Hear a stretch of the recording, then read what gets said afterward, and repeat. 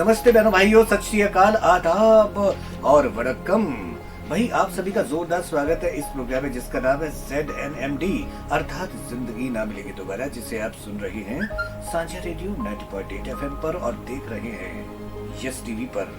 बहनों भाइयों, आप इस प्रोग्राम को इतना प्यार करते हैं, मुझे ये जानकर बहुत अच्छा लगा, क्योंकि आपके तमाम मैसेजेस मेरे पास आया करते हैं फोन के जरिए और आपके कमेंट्स भी यस टीवी के जरिए आया करते हैं। तो आपने कहा कि भाई आपको इस प्रोग्राम से बहुत मोटिवेशन मिलता है।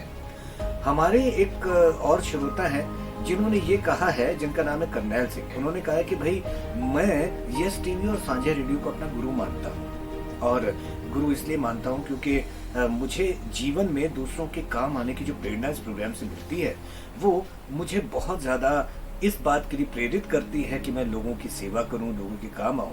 इन्होंने कहा कि मैं पिछले एक साल में 4 लोगों के काम आया और उन लोगों को मैंने मरने से बचाया। ये बहुत बड़ी बात है।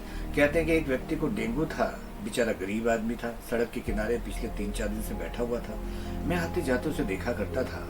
अब सर्दी बढ़ने लगी है, उसका प्रकोप बनने लगा है, लेकिन वो इंसान वैसे ही बिल्कुल एक हल्की सी शर्ट में और एक हल्की सी पतलून में वहाँ पे बैठा हुआ था सड़क के किनारे, चुपचाप बेसुध सा, ना कुछ बोल रहा था, ना खा रहा था, ना पी रहा था। मैं उसे उठाकर डॉक्टर के पास ले गया। डॉक्टर ने उसका ट्रीटमेंट किया।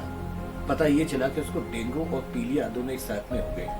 मैंने उसको दवा दारू कर दी अच्छे तरीके से, अब वो ठीक है और बहुत बहुत धन्यवाद देता है। और बहनों भाइयों, इसी प्रकार से और भी लोग हैं, लेकिन ये कहते हैं कि मेरा मकसद अपनी बड़ाई करना नहीं है, बल्कि मैं ये चाहता हूँ कि जिस तरह से मुझे साझा रेडियो और यस टीवी से प्रेरणा मिली, आप सभी को भी मिले। बहनों भाइयों, देखिए, बुरा दौर हर एक की जिंदगी में आता है, मेरी जिंदगी में भी आया। एक वक्त ऐसा था मेरे साथ में जब मेरे पास खाने को पैसे नहीं थे। मैं कई दिन भूखा रहता था। मैं मुंबई में रहता था, मैं मुंबई का ही रहने वाला हूँ, और वहाँ पर कई दिन ऐसे हुए मेरे साथ में कि मैं भूखा प्यासा रहा और मैं सड़कों पर पैदल चलता था, रोते हुए चलता था, और मैं सोचता था कि हे भगवान, मेरे पास सब कुछ था, सब कुछ खत्म हो गया, ना पैसा रहा, ना काम रहा। और मेरे पास एक अच्छा खासा फ्लैट ज़रूर था बम्बई में, लेकिन अपना फ्लैट होने के बावजूद मेरे पास मेंटेनेंस भरने के लिए पैसे नहीं थे और मुझे कहीं काम भी नहीं मिल रहा था। मैं बहुत निराश हुआ, लेकिन बहनों भाई उसके बाद भी मेरी हिम्मत नहीं आ रही। एक वक्त तो ऐसा लगा कि भीख मांगनी पड़ेगी, लेकिन बहनों भाइयों उसके बाद भी मेरी हिम्मत नहीं आ रही। जी हाँ, मैं अपनी बात कर रहा हूँ, मैं अपनी खुद की बात कर रहा हूँ। तो उसके बाद में मैंने हिम्मत नहीं हारी और मैं काम करता चला गया, मैं काम ढूंढता चला गया। फिर एक वक्त ऐसा आया कि वक्त बदला, मेरे पास कार भी आ गई, मेरे पास पैसा भी आ गया, सब कुछ आ गया। बहनों भाइयों, एक फेज आता है लाइफ का, एक है ना, एक वक्त आता है, एक दौर जिसे कहना चाहिए, ऐसा दौर जहां आपको लगता है कि आपकी जिंदगी में सब कुछ खत्म हो गया, सारी दुनिया आपकी दुश्मन बन गई, सब आपके लेनदार हो गए, आप कर्जों में डूब गए और हर पल हर व्यक्ति आपसे पैसे मांग रहा है कि भाई मेरे पैसे दो। और उस वक्त आपको लग रहा है अब मैं क्या करूं, क्या अपनी जिंदगी का खात्मा कर लूं।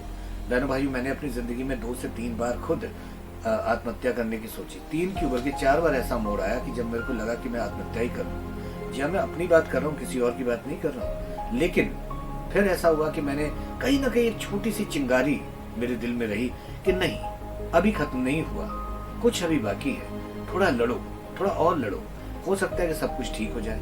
बस वही करते करते करते आज फिर मैं इस मुकाम पे आ पहुंचा हूँ कि फिर दाल रोटी चल रही है, आपके सामने बैठा हुआ हूँ। इसी प्रकार से आप भी कभी भी अगर बहुत बुरा वक्त आए तो आप हार मत मानिएगा।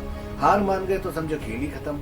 लेकिन अगर आप चलते रहे, आगे बढ़ते रहे, तो मैं मानता हूँ कि बहुत तकलीफें आएंगी, लेकिन आगे का जो वक्त होता है ना, वो बहुत अच्छा होता है। कई बार हम याद करते हैं ऐसे वक्त को, या हाँ, आज से 15 साल पहले मेरे साथ ऐसा हुआ था, आज से 40 साल पहले मेरे साथ ऐसा हुआ था, यानी कि इतना बुरा दौर था। तो फिर आज अच्छा दौर कैसे है भाई?